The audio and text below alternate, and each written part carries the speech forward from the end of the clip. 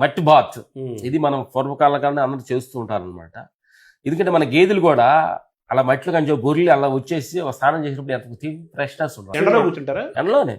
అదేంటంటే మన చర్మాన్ని లాగుతుంది బయటికి, అంటే అన్ని వైపుల నుంచి, అంటే మట్టి పట్టేసి ఎక్కడన్నా మనకి ఏం చేస్తుంటే కొన్ని బ్లడ్ మూవింగ్ లేకుండా అక్కడక్కడ స్టక్ అవుతుంది కదా, మనకి కాలాలకు అడ్డం పడుతుంది, మనకి సంపుకి అడ్డం పడుతుంది కదా, అదంతా ఒకటి ఓపెన్ చేస్తుందట, అట్లా లాగి మొత్తం బాడీ మొత్తం సింక్ చేస్తుంది. అట్లా అయిపోతుంది. అది ఒకటి. రెండోది. మూడోది తర్వాత మినుములు పొట్టు తీయకుండా పొడి చేసేసి దానిలో వైట్ మట్టి ఎగ్గు కలిపి ఆ పొడిలో చేసేది అలా బాడీ పూసే పనితే తెలియకుండా బాడీని అటు పట్టేస్తుంది. ఇట్లా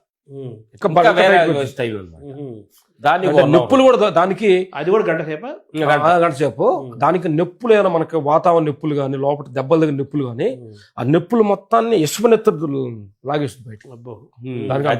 మూడో స్థానం. నాలుగోది అరిటాకులు మన చెవిలో ఉండగా అరిటాకులను కానీ మనం కింద వేసేసుకొని ఫుల్ బాడీకి వేసేసి కట్టేసి ఒక 1 అవర్ కానీ మనం ఉంటే అరిటాకులు ఫుల్ గా వాటర్ లో తడిచిపోతాం, అంత బర్న్ అవుతుంది. ఎంతసేపు ఉంటారు దాంతో? 1 అవర్ ఉంటాం. దానివల్ల ఏంటి మనకు లాభాలు? ఏమైపోయిందంటే అరిటాకు హీట్ ను మొత్తాన్ని తీసుకుంటది. మన లోపల బ్యాడ్ నెగిటివ్ థింకింగ్స్, నెగిటివ్ బ్యాడ్స్ లోపల సెల్స్ లో ఉన్న నెగిటివ్స్ మొత్తాన్ని అరిటాకు లాగేసుకుంటది. అదొక గంట. సో 4 రకాల స్నానాలు చెప్పారు. మీకు ఎవరు చెప్పారు ఈ 4 రకాల స్నానాలను? ఎప్పటి నుంచి చేస్తున్నారు? ఏం లేదు, 4 స్నానాలు అంటే ఒక్కో రోజు చేస్తారా, ఎప్పుడు చేస్తారు? ఇంకోటి కొత్త రకం ఏం చేయబోతున్నా అంటే నెక్స్ట్ మనం చెవులోకి వెళ్ళిన తర్వాత నెక్స్ట్ మీరు వచ్చిన కూడా చూపిస్తాం. చిన్న గుంటతో వేసేసి ఆ గుంట లోపల మొత్తం కంప్లీట్ క్లోజ్ చేసి 1 అవర్ ఉండడానికి డిసైడ్ చేస్తున్నాం కంప్లీట్. అది కూడా అక్కడ కొన్ని గురువుల దగ్గర రకరకాల గురువులకు తెలుసుకొని మనం అంటే మనసు ఉంటే మార్గం ఉండదంటారు గురుగారు. నువ్వు ఆరోగ్యం ఉండదలుచుకొని నువ్వు ఫోకస్ చేయగలిగితే చాలా మార్గాలు ఉన్నాయి. నువ్వు ఫోకస్ చేయకనే మనమంతా వేరే వాటి మీద ఫోకస్ చేద్దాం తప్ప దీని మీద ఫోకస్ చేయాలి. కొంచెం వినటానికి చూడడానికి కొంచెం ఇనసొంపుగా ఉండదు, చూడడానికి చూడసొంపుగా ఉండవు, కానీ వాటి వల్ల ఎంతో ఆరోగ్యం ఉంటుంది మన దగ్గర.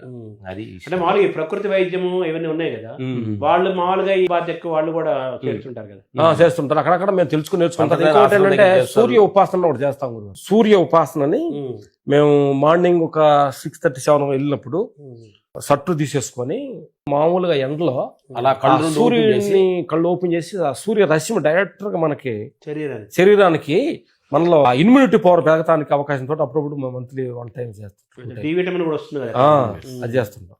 అయితే ఇవి 4 రకాల స్నానాలు కొత్తగా మొదలుపెట్టిన 5వ రకం స్నానం ఉంది కదా, ఈ 5 రకాల స్నానాలు ఏంటి? రోజుకో రకం చేస్తారా ఏంటి జరా? ఇది ఈ మినిమం వీక్ 1 టైం సమయం అక్కడ దొరికితే అక్కడ సమయం దొరికిన 5 రకాలు ఒక్కోసారి ఒక్కో రకం చేస్తూ ఉంటాం. ఎన్నిసార్లు స్నానం చేస్తారు రోజుకి? ఆ తర్వాత ఏంటంటే మనం చిన్న తొట్టి లోపల పెట్టుకొని, అది ఏమంటారు మనకి తొట్టి లోపల వాటర్ చిన్న 5 షవర్ కింద కానీ మనం కూర్చుంటే నెత్తి మీద కానీ షవర్ వాటర్ కానీ పడే పని అయితే బాడీలో సెల్స్ అన్ని యాక్టివ్ అవుతాయి.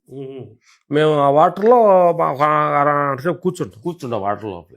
వాటర్ లా పడుతూ లాగా ఫీల్ అవుతుంది. రెయిన్ బాత్ ఆ వాటర్ లో నుంచి ఫీల్ అవుతూ అవన్నీ పైనుంచి పడతా వెయిట్ అంతా అది కూడా చేస్తాం. అంటే ఇవన్నీ చలినీళ్ళతో వేడి నీళ్ళ? చలినీళ్ళు.